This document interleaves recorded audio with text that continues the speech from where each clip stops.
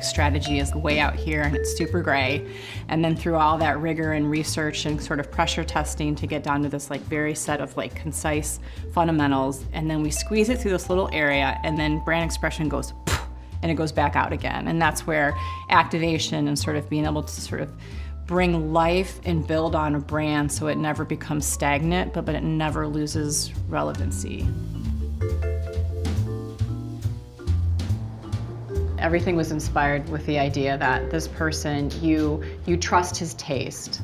And so we have to make that taste believable with the brand.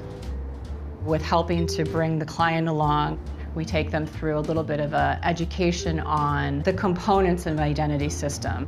Color, typography, typefaces, type choices, stylistic ways that we would arrange and compose those things.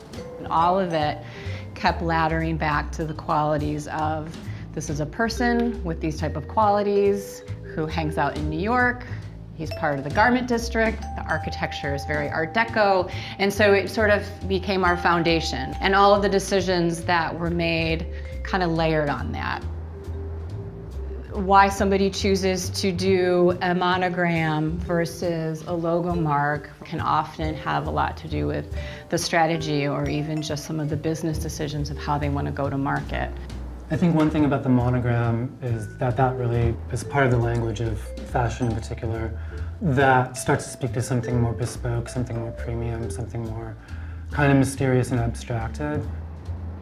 A monogram also allows us to separate from the logo type. So if you think of merchandising and you think of all the print collateral that comes with hospitality, being able to have the flexibility of sort of separating the mark from the name, but not losing the association completely was really valuable, especially as that brand starts to grow legs and that people start to come to know this A and know that it means Archer. We can become bolder and bolder about removing the name from different applications.